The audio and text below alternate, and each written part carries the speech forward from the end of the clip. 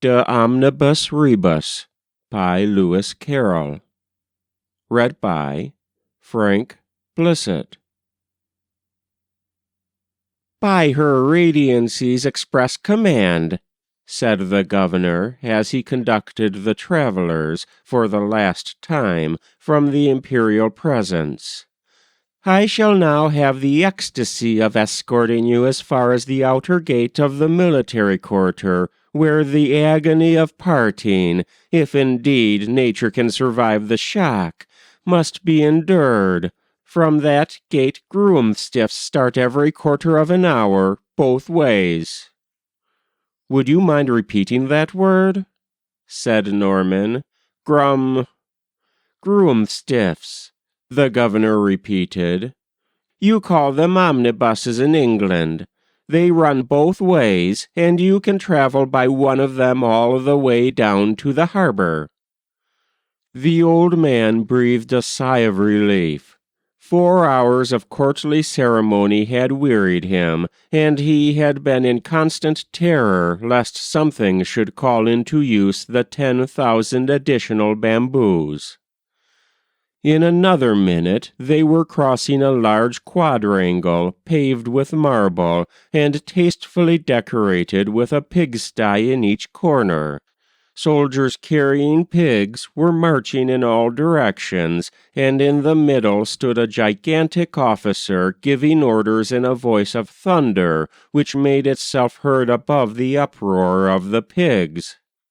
"It is the commander-in-chief," the governor hurriedly whispered to his companions, who at once followed his example in prostrating themselves before the great man. The commander gravely bowed in return. He was covered with gold lace from head to foot. His face wore an expression of deep misery, and he had a little black pig under each arm.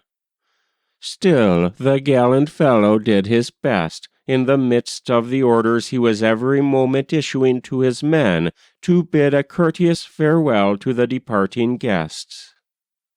"Farewell, O old one! Carry these 3 to the south corner. And farewell to thee, thou young one! Put this fat one on the top of the others in the western sty. May your shadows never be less. Woe is me! It is wrongly done. Empty out all the sties and begin again." And the soldier leant upon his sword and wiped away a tear.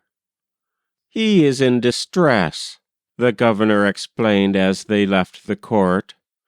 "Her Radiancy has commanded him to place 24 pigs in those 4 sties, so that, as she goes round the court, she may always find the number in each sty nearer to 10 than the number in the last."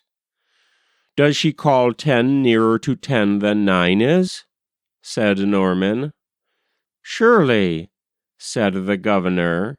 "Her Radiancy would admit that 10 is nearer to 10 than 9 is, and also nearer than 11 is." "Then I think it can be done," said Norman. The governor shook his head. "The commander has been transferring them in vain for 4 months, he said. "What hope remains?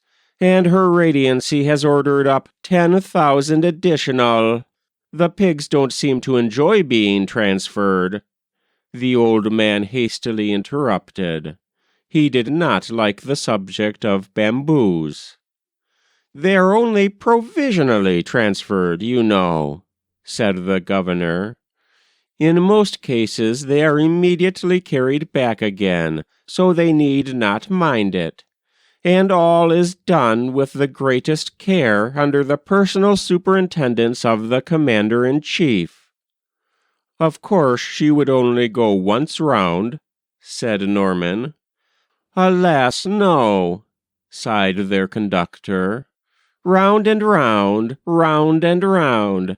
These are Her Radiancy's own words. But oh, agony! Here is the outer gate, and we must part." He sobbed as he shook hands with them, and the next moment was briskly walking away. "He might have waited to see us off," said the old man piteously.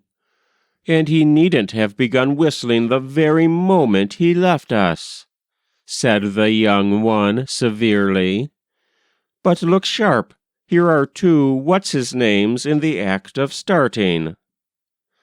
Unluckily, the sea-bound omnibus was full. "Never mind," said Norman cheerily. "We'll walk on till the next one overtakes us." They trudged on in silence, both thinking over the military problem, till they met an omnibus coming from the sea. The elder traveler took out his watch. "Just 12 minutes and a half since we started," he remarked in an absent manner. Suddenly the vacant face brightened. The old man had an idea. "My boy!" he shouted, bringing his hand down upon Norman's shoulder so suddenly as for a moment to transfer his center of gravity beyond the base of support. Thus taken off his guard, the young man wildly staggered forwards and seemed about to plunge into space.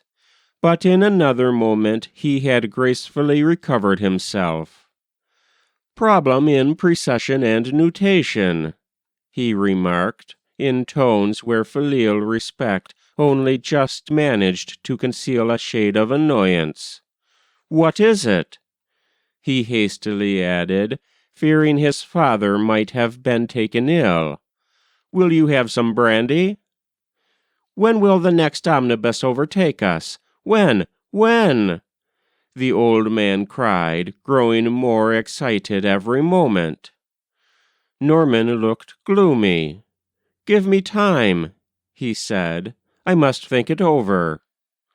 And once more the travelers passed on in silence, a silence only broken by the distant squeals of the unfortunate little pigs, who were still being provisionally transferred from sty to sty under the personal superintendence of the commander-in-chief. That was De Omnibus Rebus by Lewis Carroll. Read by Frank Blissett.